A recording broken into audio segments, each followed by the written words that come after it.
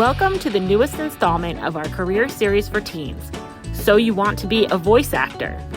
Today, we are here with Ocean County Library's very own Ruben Castillo, who will help us learn about voice acting and what it takes to be a professional voice actor. And I thought that it would be really helpful if you could give us a little information about what actually is it to be a voice actor and what's a day in the life of a voice actor. Well, I'm very honored to be here. Being a voice actor is a very tough position or a tough job, if you will, because you have to have a lot of tenacity and have a good mindset, because sometimes your day will be just auditioning all day long for spots. You may have to try and re-record some parts of your demo or look at like some copy and go through and what we call woodshedding, going through and making sure your copy is marked up correctly so that you're taking your pauses, your breaks. It's about staying healthy and keeping a good mindset in a way that you may not get called for a few days. You may not get called for a few weeks from a voice gig.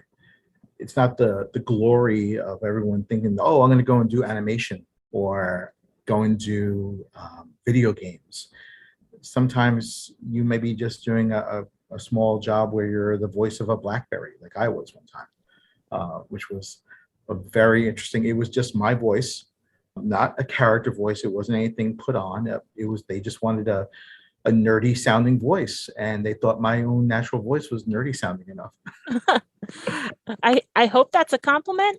Yes, and that's something that anybody who's interested in getting into the voiceover community, they have to be comfortable in their own skin and comfortable with taking criticism as well too, because sometimes they may find that your voice is not unique enough. But remember that you are unique, or maybe that your voice impersonation, you think you may do the best impersonation of SpongeBob out there, but chances are you probably sound nothing like SpongeBob. And that's why you always want to listen to yourself and compare yourself up against what the original SpongeBob, who was Tom Kenny, actually played the character SpongeBob.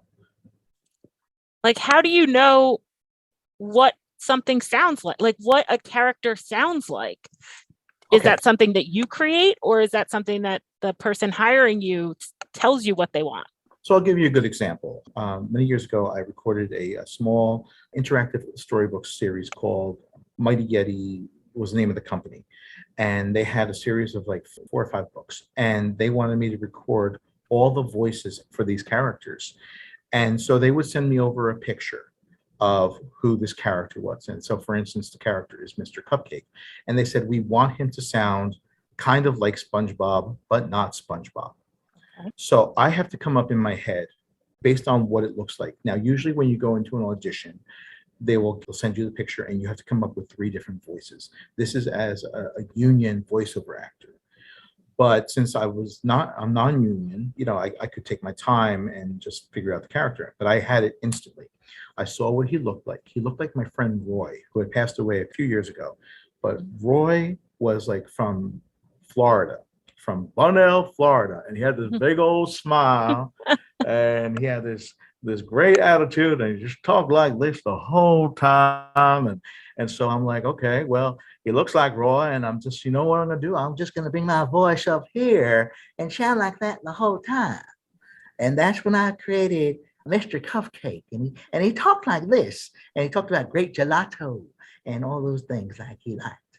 So yeah, it's just about, for me, it's about finding maybe a unique person and pairing it up with maybe the character. Sometimes, it may work out. And sure enough, every character that I gave them worked out because it was unique. It wasn't an impersonation, because all those voices have been done already.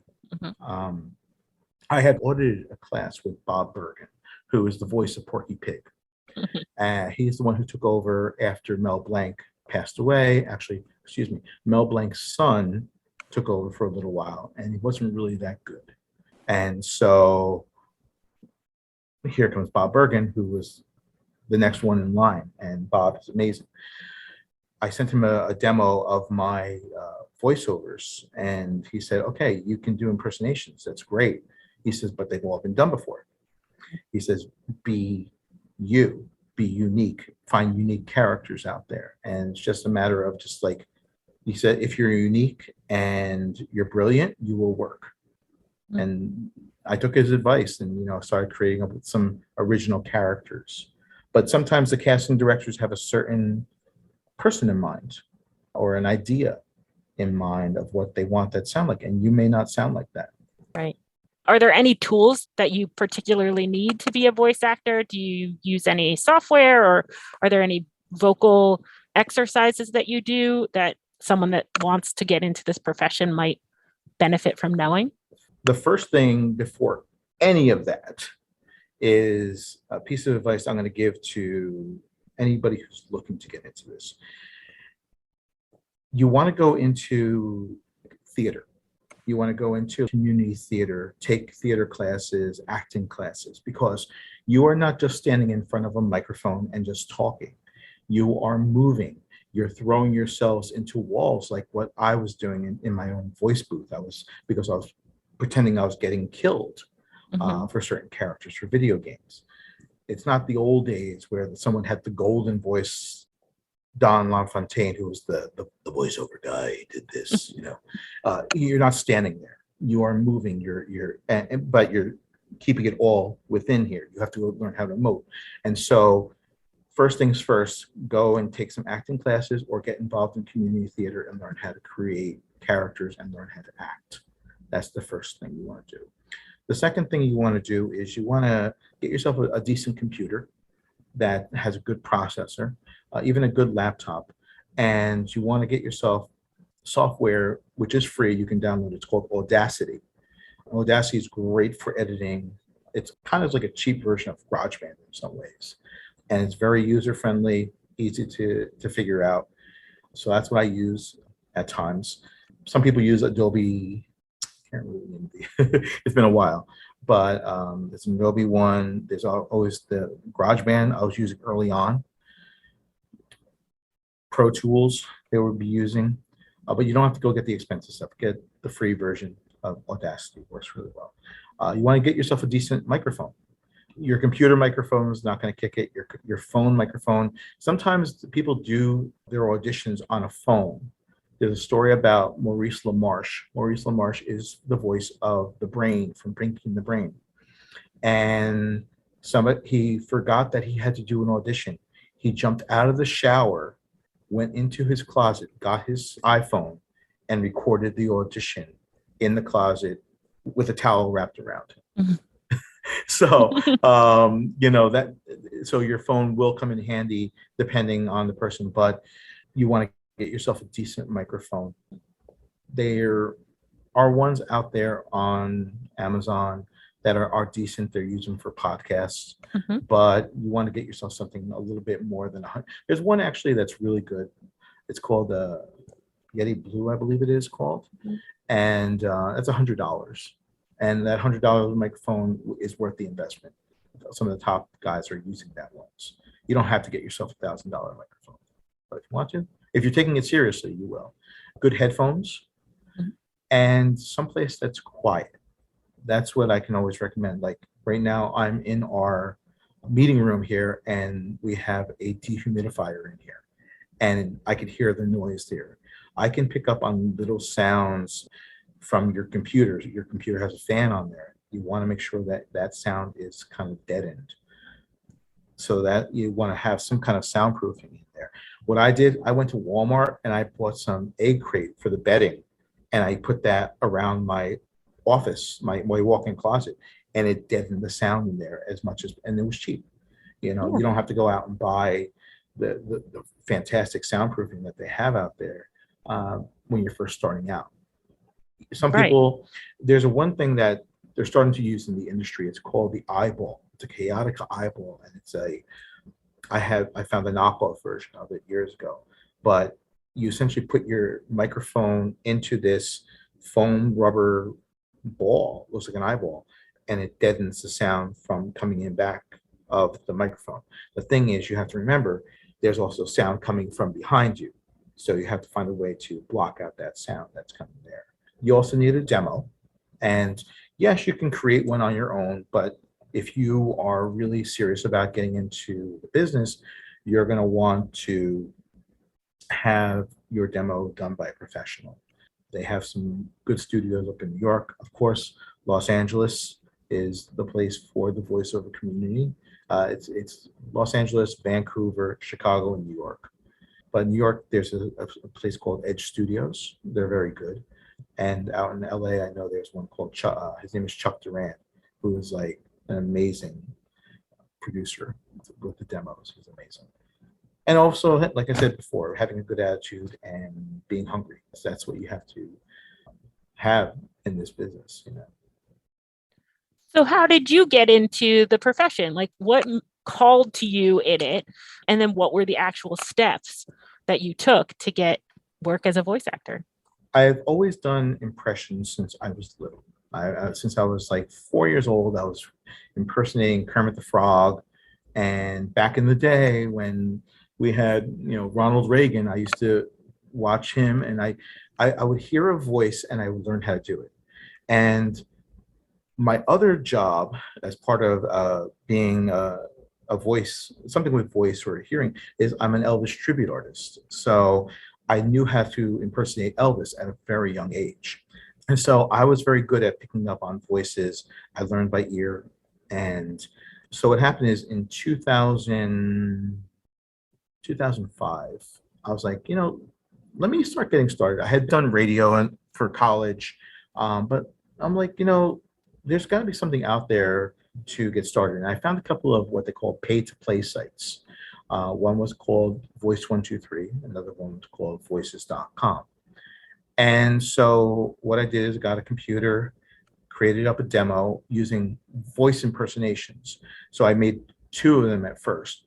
And what the thing you want to do is you want to find good copy of commercials or things like that. And so I found something free that I wouldn't get sued by, and it was Shakespeare. And what I did is I did Daffy Duck's voice, Bugs Bunny's voice, SpongeBob, you name it. I did all their impersonations using Shakespeare.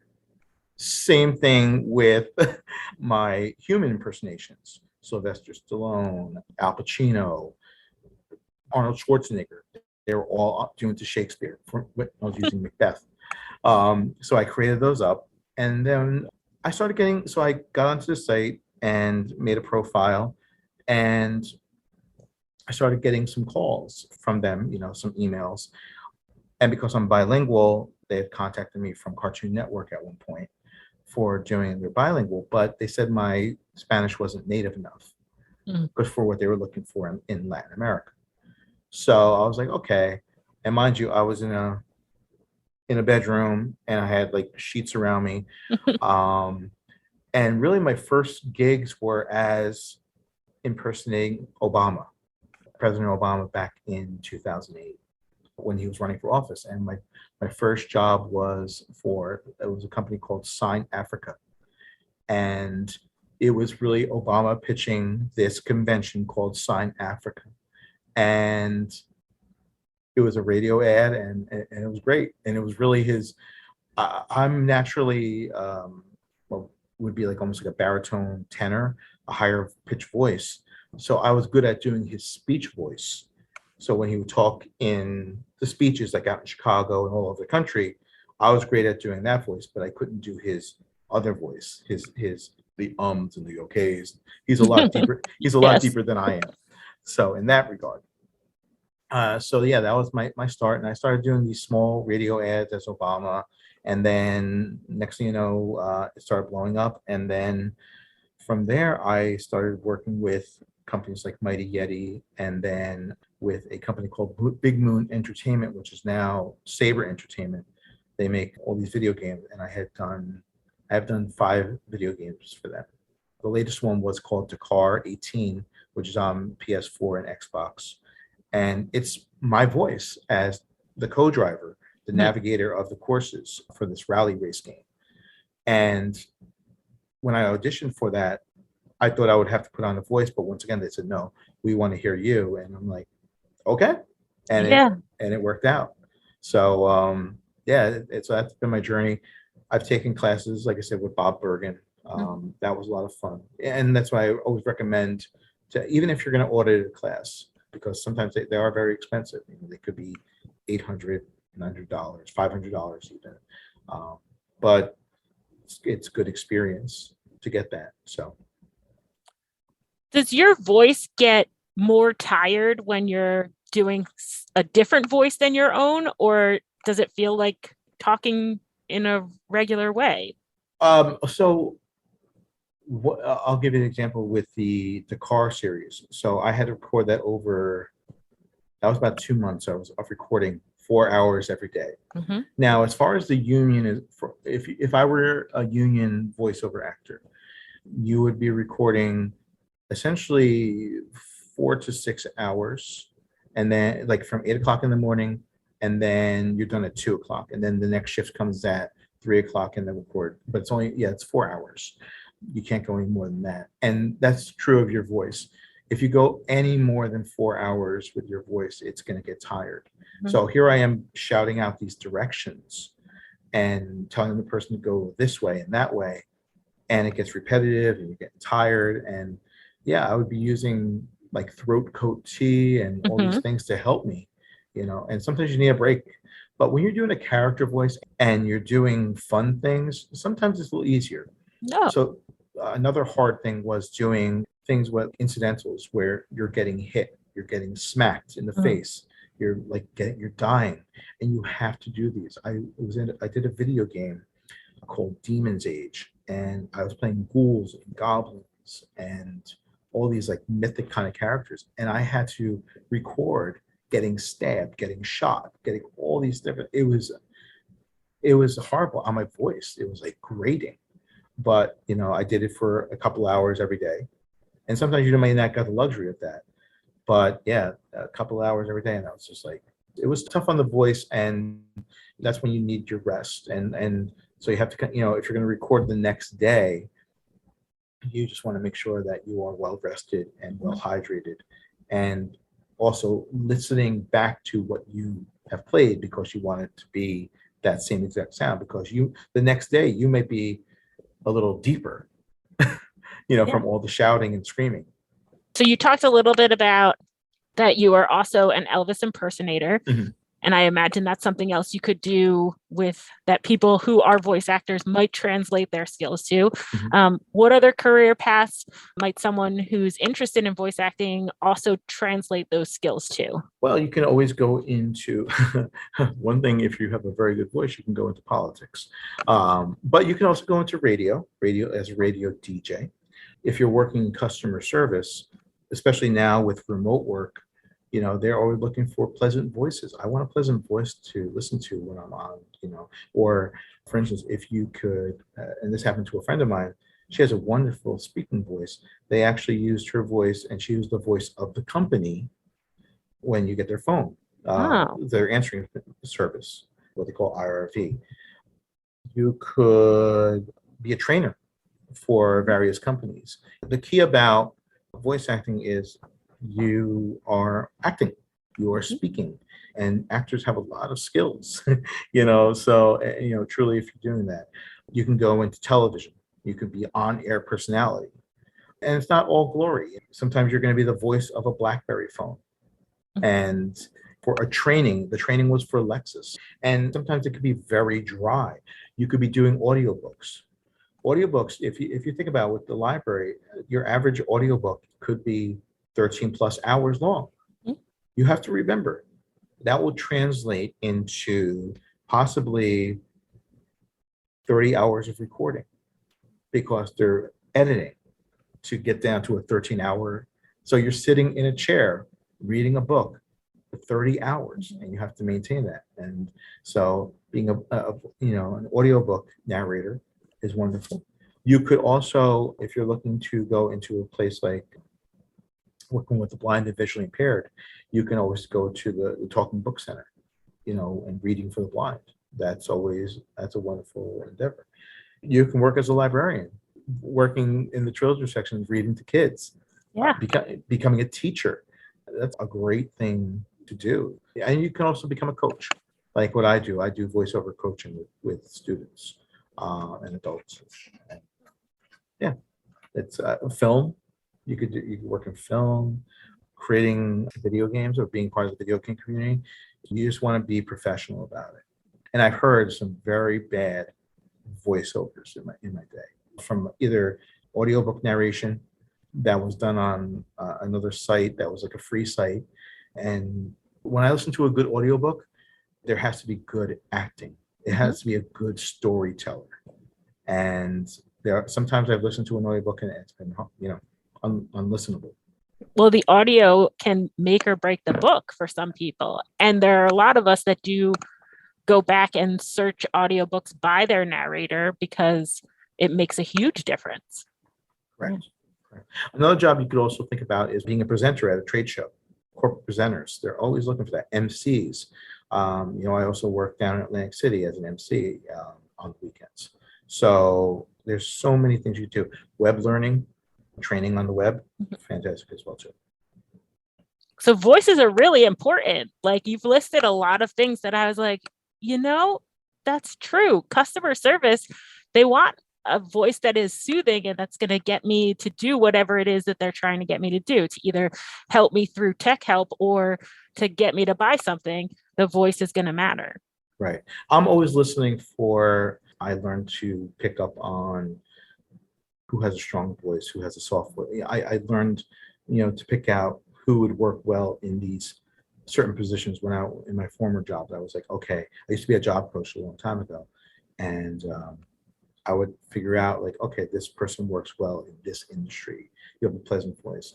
You're not a great talker. I remember this one woman who wanted to be essentially a receptionist for the company. And I'm sorry to say, but it was hard for me to listen to her voice. And I'm like, I'm sure that a person who called up the company would have a very hard time understanding her and listening to her. It was tough. So you kind of, yeah, as a friend of mine named Robert Washington told me, you have to know your audience and know, hey, this is not the right spot for me. Do you have advice for people starting in the career on how to make the most of it? How can they find mentors and those kinds of things? Well, I'm a mentor. So that's the one thing. The thing is, we're talking about the Ocean County area, or even in New Jersey. You want to look towards your more urban areas that are going to have coaches and mentors in those communities. Obviously we have New York and Philadelphia that are nearby, but chances are around, the county, not so many. Yeah, I'm putting myself out there as a voiceover coach, which I've done before, and the coaching has been a lot of fun. Because what a good coach will do is not only they will guide you into getting a character out, but getting you out of your comfort zone. And that's one of the keys behind voice acting is you have to learn how to step out of yourself and become a character. Even if it's your own voice, you are still a character and you have to learn how to be that. And like I said, in the beginning, best thing you could do, go into community theater, even if it's being behind the scenes and narrating something for them behind the scenes, but they'll teach you some acting exercises if they're a credible group out there. Do you also have vocal training for singing? Because I assume you're also singing as Elvis. Mhm. Do you have training that you did for that, or maybe a choir that you were a part of or something? Well, So, I used to be a part of the chorus back in high school, and I was part of musical theater back in high school. I've done 70 musical theater productions since 1992. No, 1988. So it's been a lot, and mostly community theater and some regional theater. So that's where I got my training. All of my training was there. I've never taken a voice lesson with a voice teacher, and yeah, I don't know where it comes from. Sometimes you just have those skills. There's some things that I cannot teach you, and that you were just born with. Yeah. But I can at least teach some acting there. Yeah, as far as Elvis, it was a natural thing. That was one of my earliest impressions too, and I just never knew that as I got older that this was going to become one of my professions. It was just something you were meant to do. Yeah. Yeah. I could only grow sideburns. Now, up until about 6 years ago, I could only grow sideburns. Now I can finally grow a beard, but yeah, my hair is always looked like Elvis. Yeah. Now here's something how Elvis hurt me. I had a headshot, and I used that for my voiceover profile, and so people automatically thought that, oh, this guy's going to do Elvis. So one piece of advice I could give to you, if you're creating a voiceover profile, say on Voice123 or Voices.com, don't use your face just yet. Or if you're going to use a headshot, make sure it's generic enough, not as dressed as a character. Just saying, like a typical acting headshot shot, instead of just having a character like Elvis, because it did hurt me for a while. As soon as I took it off, boom, I started getting hired for all these other jobs. So you talked about like the demos, like making sure that you have a good demo. What does the process of getting hired for something look like? Is it all remote, or are people going into studios at this point? Well, they're starting to get back into the studios. A lot of it is remote because people have their laptops. They have better equipment at home. Some people have what they call a patch. They're patched directly into the studios, into their systems. A lot of people are doing it over Zoom or Skype now and making sure that they have the proper equipment. But, gone are the days where, for instance, like The Simpsons, and you'll see videos of the actors with each other in the studio. And that was the way it used to be. I have a picture at home.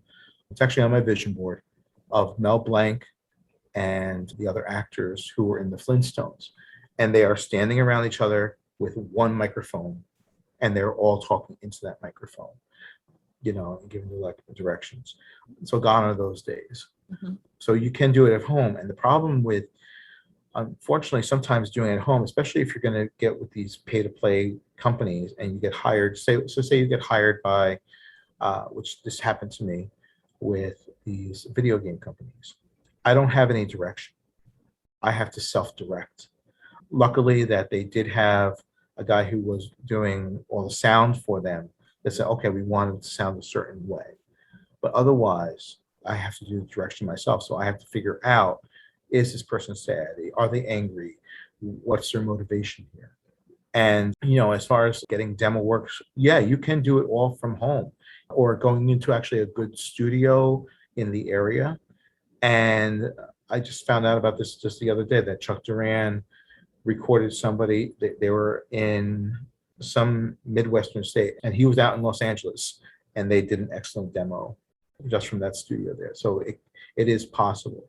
Some studios may want you to go to an actual recording studio and not be at home because they can't pick up on those small sounds like a fan from a computer.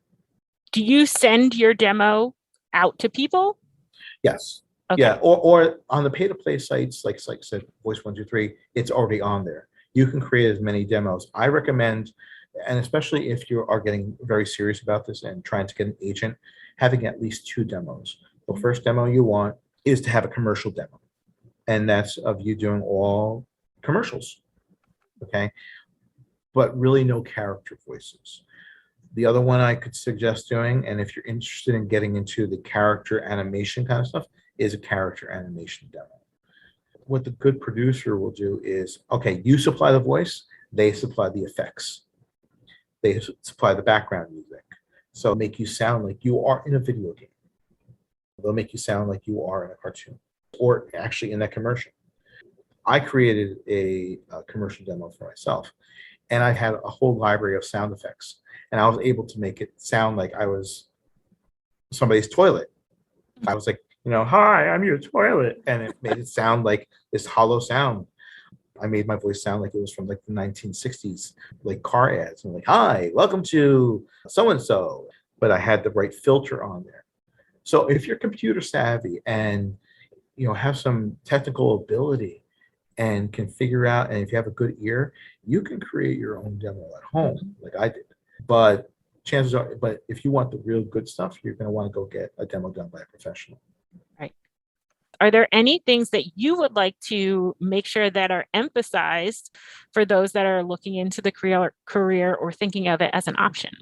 I actually have it written down, but it's part of my philosophy about what I call the B's of voice acting. The first thing you want to do is be prepared. Always be prepared, whether it is having your script, having the sides that you may need to do, making sure that your mic is ready and to go, your computer is ready to go, that you're ready to go, and also by wearing the right clothing.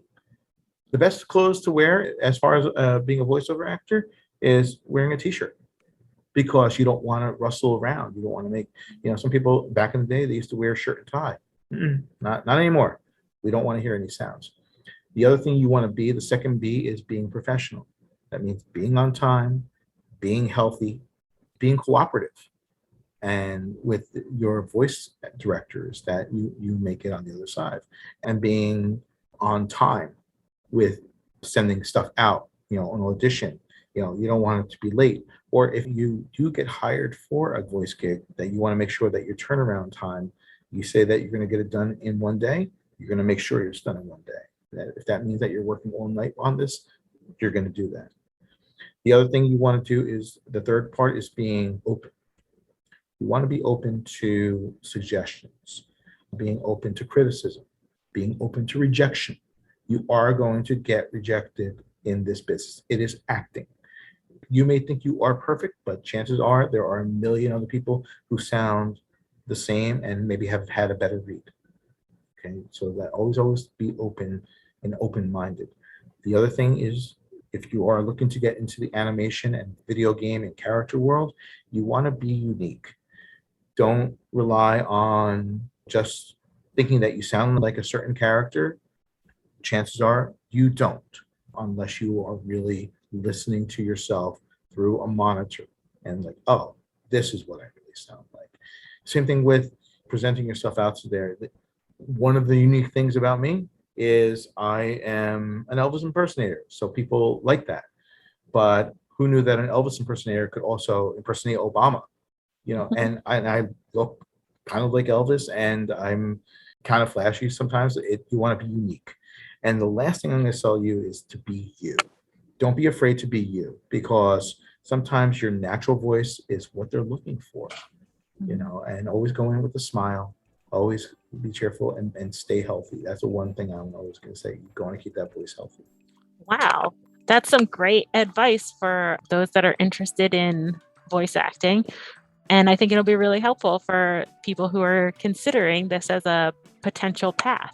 Yeah, I'm grateful to be here and offer some advice. I know that the library here, I work for the Plumstead Library. We are looking to do a voiceover workshop, I believe sometime this fall. If not this fall, looking probably sometime in the spring. So if you're interested, we'll have it out there on our website. And people can look to our website for the ability to register for that once it is scheduled. That's correct. Yeah. It may be virtual or it may be in person, but usually in person is the best way with students. Yeah. Well, thank you so much for joining me, and you have a great rest of the day. Thanks, you too.